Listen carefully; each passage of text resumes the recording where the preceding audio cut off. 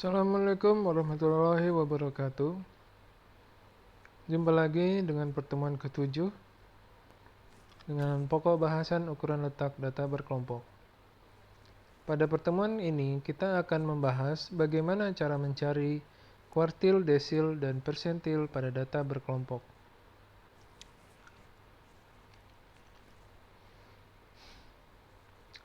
Nah, di sini cara mencari kuartil menggunakan rumus. TBK itu tepi bawah kelas kuartil ditambah I per 4 itu bukan 1 tapi I per 4N dikurangi frekuensi kumulatif kuartil, frekuensi kumulatif kelas kuartil dibagi frekuensi kuartil dikali CI. Ya, kita lihat aja di sini. Ini adalah pengertiannya. Kemudian kita lihat contoh soal. Tentukan letak dan nilai dari Q1, Q2, dan Q3 dari data berikut ini.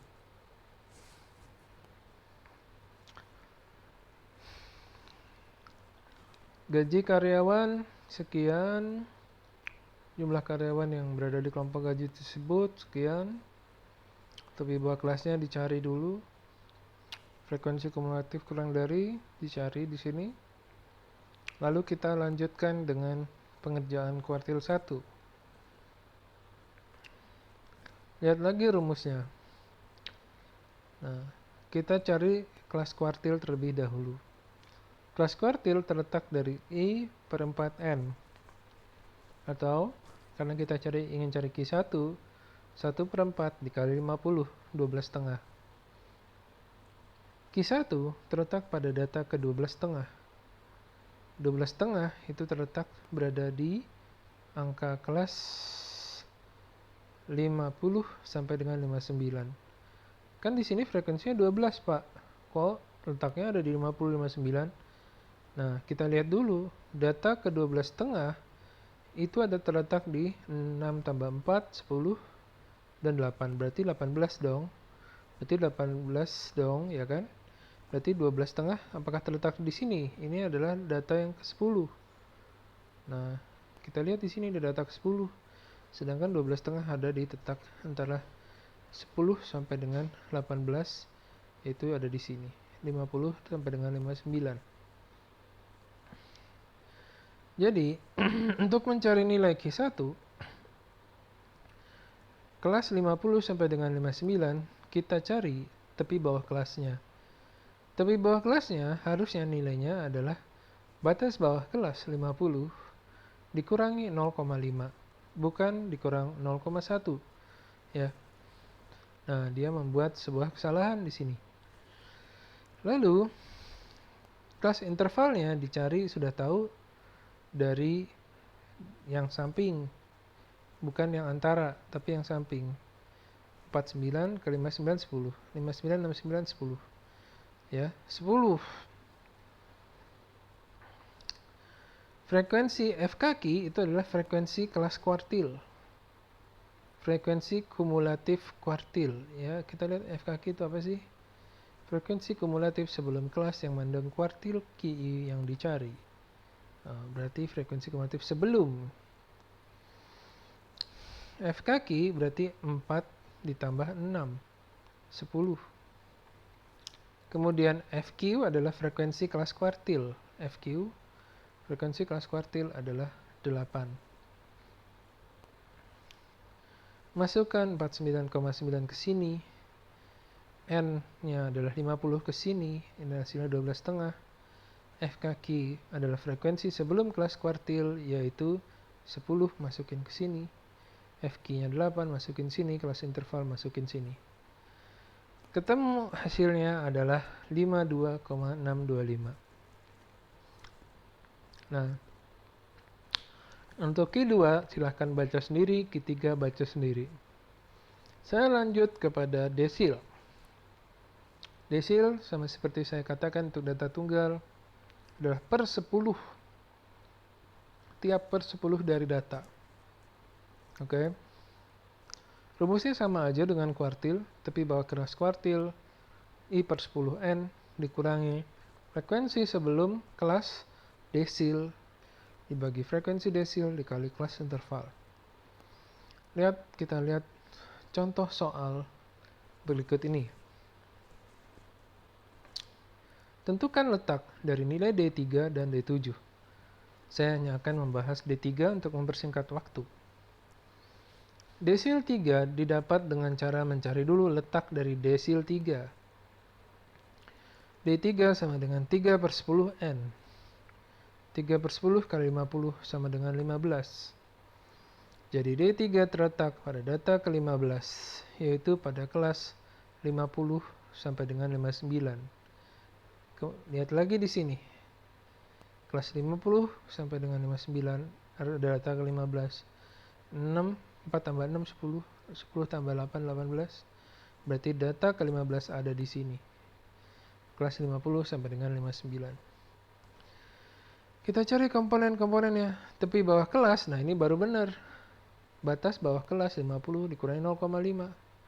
CI 10, frekuensi kumulatif sebelum kelas kuartil adalah 10 karena di sini didapat dari 6 ditambah 4. Frekuensi kuartil adalah 8. Frekuensi desil maksud saya. Sehingga D3 masukkan ke dalam rumus. Ya.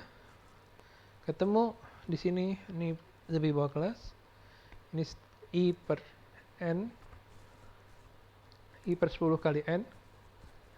Ini frekuensi sebelum kelas kuartil. Ini frekuensi kuartil kali kelas interval. Dapat hasilnya 54,75. Oke, dapatlah hasilnya tadi 54,75. Untuk D7 kalian bisa pelajari sendiri, caranya sama aja dengan rumus D3 dan mirip dengan rumus kuartil. Lanjut kepada persentil data berkelompok atau per 100. Nah, per 100 ini kita bisa mengetahui data yang per 100. Artinya kalau kita ingin mengetahui 10% dari data, kita bisa tahu, ya kan? 2% dari data itu nilainya berapa, 3% dari data, dan seterusnya. Gunanya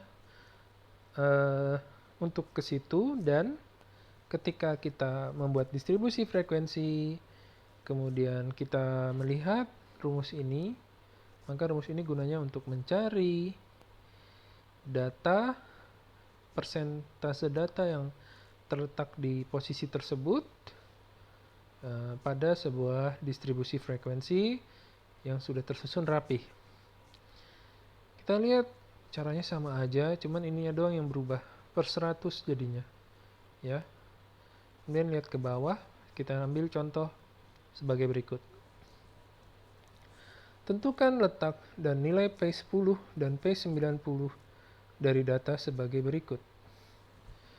Di sini ada gaji karyawan, ada jumlah karyawan, ada tepi kelas bawah, ada frekuensi kumulatif, kurang dari, dan seterusnya. P10 persentil ke 10, P3. Oh, kita ingin mencari apa sih di soal dikatakan di sini? P10. P10 kok dia ada di letaknya P3 sih, dia masih error nih nulisnya nih. P10 sama dengan 10 per 100 dikali N. 10 per 100 dikali 50 sama dengan 5. P10 terletak pada data kelima pada kelas 40 sampai dengan 49. Nah, kita lihat data kelima ada di mana itu? Apakah ada di kelas ini? Tidak, ini hanya 4. Maka data kelima ada di bawahnya, 40 sampai dengan 49. Tapi bawah kelas adalah 39,5. Kelas intervalnya 10, FKP, frekuensi kumulatif sebelum kelas persentil adalah 4, yaitu ini. Kan kelas persentil di sini. Dan FP, frekuensi persentil adalah 6. Oke, masukkan ke dalam rumus. Tapi bawah kelas masuk ke sini 39,5. I per 100 Itu kita ingin mencari P10, di sini P10 ya. Tuh P10 tuh. Berarti 10/100 dikali N.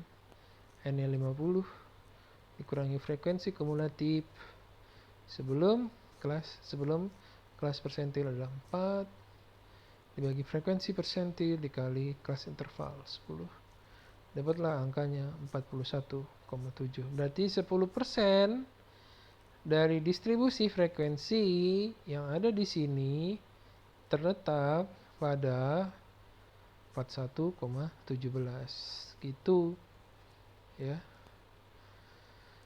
10% ya adalah 41,17 kalau dalam sebuah distribusi frekuensi. Oke, untuk yang P90 kalian cari sendiri. Ingat bahwa ini adalah ukuran letak ya. Bukan ukuran relatif, tapi ukuran letak. Jadi data yang ke 10% atau data yang ke 10 P10 data yang ke 10% itu adalah 41,7. Oke. Kalian bisa browsing di YouTube untuk lebih lanjut, untuk mengetahui lebih lanjut, atau bisa browsing di Google untuk dibaca-baca. Untuk dari saya, sekian dulu. Assalamualaikum warahmatullahi wabarakatuh.